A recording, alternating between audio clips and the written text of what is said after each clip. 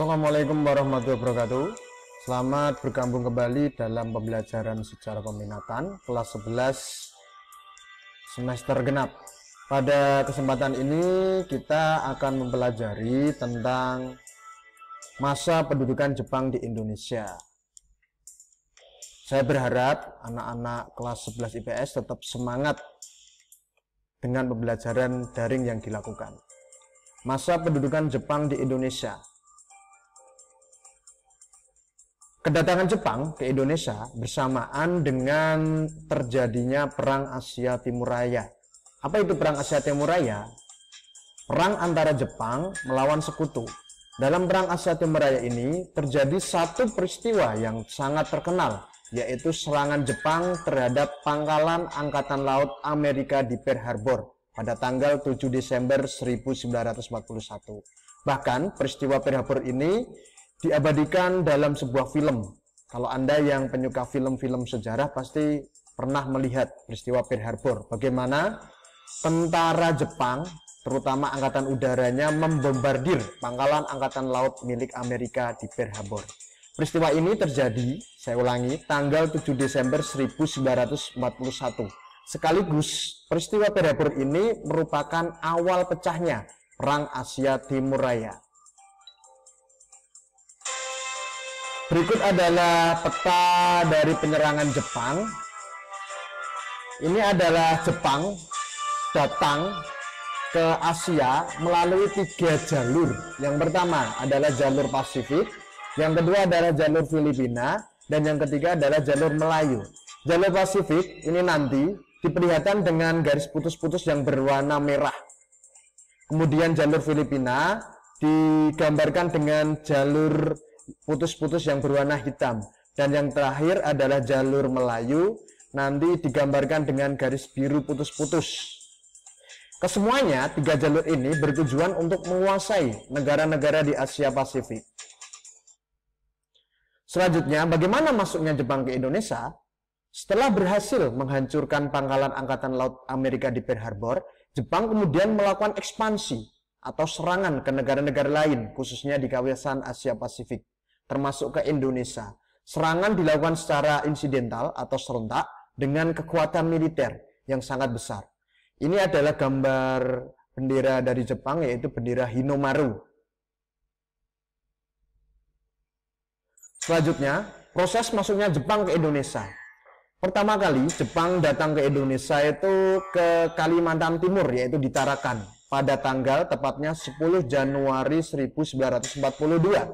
Kemudian Jepang bergerak ke Minahasa, ke Sulawesi, Balikpapan, dan Ambon. Pada Februari 1942, pasukan Jepang menduduki Pontianak, Kalimantan Barat, kemudian di Sulawesi Selatan, di Makassar, Banjarmasin, Kalimantan Selatan, Palembang, Sumatera Selatan, dan Bali. Ini adalah gambar peta bagaimana serangan Jepang ke wilayah Indonesia. Sebelumnya, Singapura juga jatuh ke tangan Jepang pada tanggal 15 Februari 1942. Pasukan Jepang kemudian melakukan serangan ke Jawa dengan mendarat di daerah Banten, kemudian ke Indramayu, daerah Jawa Barat, dan juga di Kragan. Kragan ini adalah di Jawa Tengah, terutama berada di Kabupaten Rembang, tepatnya antara Rembang dengan Tuban. Tapi Kragan itu masuknya adalah Jawa Tengah. Kedatangan Jepang nanti mengusir dari penjajah Belanda. Ternyata Belanda kemudian menyerah kepada Jepang. Peristiwa yang mengawali Belanda menyerah Jepang dengan ditandatangani sebuah perjanjian yang namanya adalah Perjanjian Kalijati. Jepang menyerang Belanda di Batavia. Batavia itu Jakarta, tanggal 5 Maret 1942. Dan Bandung, tanggal 8 Maret 1942. Pasukan Belanda di Jawa menyerah tanpa syarat kepada tentara Jepang di Kalijati. Kalijati ini merupakan sebuah daerah di Jawa Barat, tepatnya di Kabupaten Subang. Belanda menyerah tanpa syarat kepada Jepang tanggal 9 Maret 1942. Saya ulangi, Belanda nanti menyerah tanpa syarat, ya. Akhirnya ditandatangani yang namanya Perjanjian Kalijati. Perjanjian Kalijati ini, kenapa namanya Perjanjian Kalijati? Karena dilaksanakan di daerah yang namanya adalah Kalijati. Perjanjian Kalijati ini nanti oleh Belanda diwakili oleh Jenderal Thirpoorten, sedangkan oleh Jepang diwakili oleh Jenderal Imamura.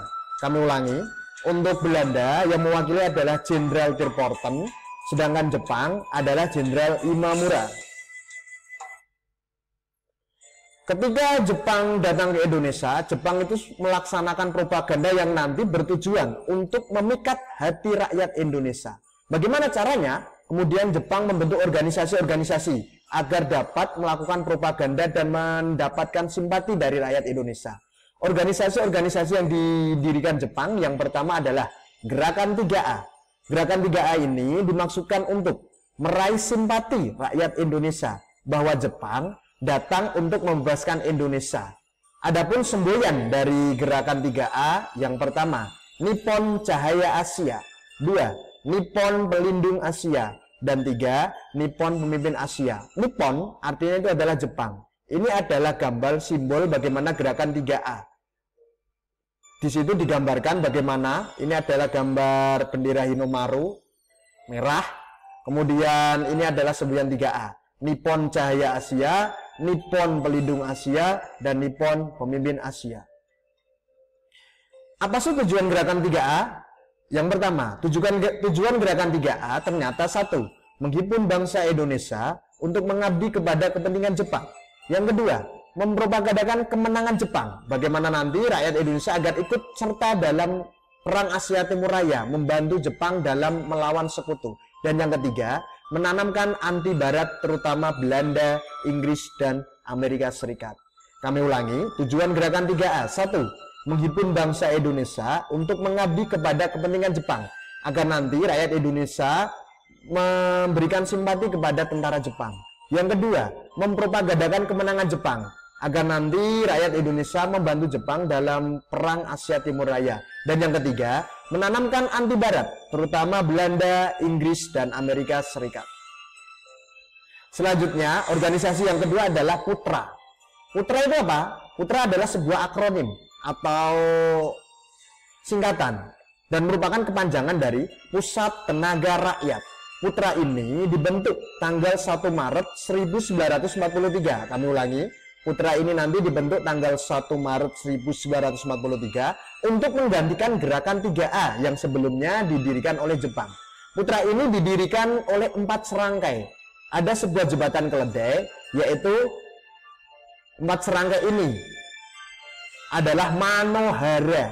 Ma itu adalah Mas Mansur, No adalah Soekarno, H itu adalah Bung Hatta, dan Ra itu adalah Ki Hajar Dewantara. Kami ulangi, untuk agar bisa mengingat siapakah pendiri PUTRA, kami membuat sebuah jembatan keledai, yaitu Manohara. Ma itu adalah Mas Mansur, No itu adalah Soekarno, H adalah Muhammad Hatta, dan Ra adalah Ki Hajar Dewantara. Apa tujuan PUTRA? PUTRA ini bertujuan meningkatkan semangat bangsa Indonesia dalam membantu pemerintah Jepang dalam perang melawan sekutu. Kami ulangi, tujuan dari PUTRA ini adalah meningkatkan semangat bangsa Indonesia dalam membantu pemerintah Jepang dalam melawan sekutu, agar nanti rakyat Indonesia itu membantu Jepang dalam Perang Asia Timur Raya. Selanjutnya, organisasi yang didirikan Jepang adalah Jawa Hokokai. Nanti tokoh dari Jawa Hokokai adalah yang pertama, Insinyur Soekarno, dan yang kedua adalah Hasyim Asyari. Apa tujuan dari Jawa Hokokai? Tujuannya memacu semangat rakyat Indonesia guna memberikan dharma baktinya kepada Jepang dalam kemenangan Jepang dalam Perang Asia Timur Raya. Kami ulangi, memacu semangat rakyat guna memberikan dharma baktinya kepada Jepang demi kemenangan Jepang dalam Perang Asia Timur Raya.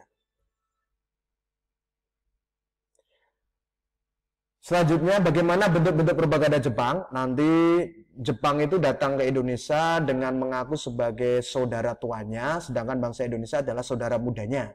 Karena dilihat dari ciri fisiknya, dari tinggi badan, kemudian warna kulit, walaupun Jepang itu adalah warnanya kuning, tapi Indonesia adalah warnanya kuning kecoklatan atau sawo matang. Dan menganggap bahwa Jepang adalah saudara tua dari bangsa Indonesia, sedangkan Indonesia adalah saudara mudanya dari Jepang. Kemudian kebijakan pemerintah pendudukan Jepang. Yang pertama adalah bidang ekonomi. Jepang melakukan sebuah sistem ekonomi perang. Untuk memenuhi kebutuhan perang Jepang dan industrinya, maka Jepang melakukan eksploitasi atau pengurasan terhadap sumber kekayaan alam Indonesia. Karena Indonesia terkenal dengan tanah yang subur dan kebutuhan dari Jepang untuk pelumas atau oli, rakyat Indonesia disuruh menanam pohon jarak karena jarak berguna untuk pelumas atau oli. Kemudian apa dampak dari eksploitasi yang dilakukan Jepang? Dampak dari eksploitasi besar-besaran dari sumber kekayaan alam Indonesia adalah kesengsaraan. Ternyata walaupun Jepang hanya menjajah Indonesia sekitar 3,5 tahun, tapi kesengsaraan yang dialami bangsa Indonesia itu luar biasa. Karena bangsa Indonesia kekurangan sandang, pangan, dan menderita kemiskinan. Anda bisa melihat ini adalah gambar dari replika atau ilustrasi bagaimana penduduk Indonesia yang kekurangan sandang, pangan, dan menderita kemiskinan. Selanjutnya dalam bidang pemerintahan atau politik. Pelaksanaan pemerintahan atas wilayah Indonesia dipegang oleh 2 angkatan perang. Nanti Jepang dalam memerintah Indonesia itu ada 2 angkatan perang. Yang pertama, angkatan darat atau dalam bahasa Jepangnya adalah Rikugun. Dan yang kedua adalah angkatan laut atau Kaigun. Semua bagian wilayah militer ini nanti ternyata berada di bawah komando Panglima Besar Tentara Jepang untuk wilayah Asia Tenggara yang berkedudukan di Saigon. Saigon ini adalah berada di Vietnam. Jepang mengatur negara jajahan melalui ada beberapa peraturan. Yang pertama, Undang-Undang Nomor 27 tentang aturan pemerintah daerah. Yang kedua, Undang-Undang Nomor 28 tentang aturan pemerintah Shu atau karisidenan. Bahasa Jepangnya Shu itu artinya karisidenan. Dan yang ketiga, pembagian daerah menjadi 3 pemerintahan militer. Nanti di Indonesia itu dibagi menjadi 3 pemerintahan militer. Ini adalah gambar bagaimana wilayah Indonesia dibagi oleh Jepang dalam 3 pemerintahan militer. Yang pertama, pemerintahan militer ke-16. Di bawah Angkatan Darat atau Rikugun dan berpusat di Jakarta. Nanti pemerintahan militer ke-16, kami ulangi, di bawah dari Rikugun, Angkatan Darat ke-16 dan pusatnya adalah di Jakarta. Yang kedua, pemerintahan militer ke-25 atau Rikugun. Nanti berpusat di Bukit Tinggi, Sumatera Barat. Kami ulangi, Rikugun pusatnya di Bukit Tinggi. Dan yang ketiga, pemerintahan militer Angkatan Laut atau Kaigun berpusat di Makassar atau Ujung Pandang. Berikut adalah gambar atau wilayah pembagian pemerintahan militer menurut Jepang. Bapak ambil dari sumber edukasi.net. Selanjutnya, untuk mempermudah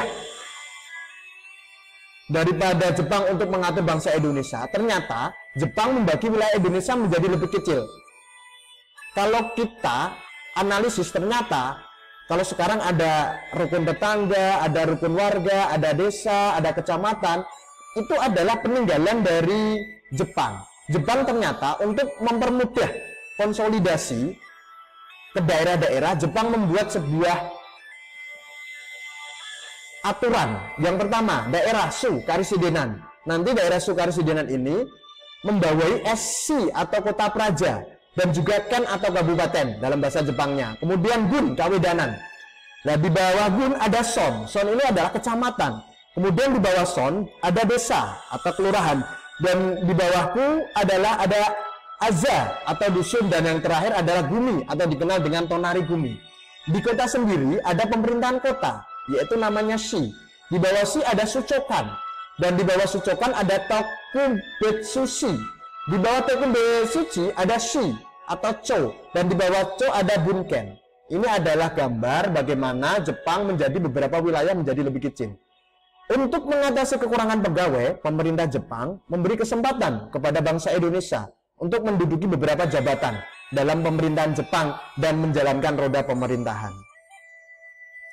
Selanjutnya, dalam bidang militer, ternyata Jepang juga berusaha menarik hati bangsa Indonesia agar bersedia membantu pemerintah Jepang dalam usaha untuk memenangkan peperangan melawan sekutu dalam Perang Asia Timur Raya. Bangsa Indonesia hampir seluruh dilibatkan dalam berbagai organisasi militer maupun organisasi semi militer. Ini adalah gambar pasukan peta. Peta itu adalah pembela tanah air yang Bapak ambil dari sumber google.com. Hey ho.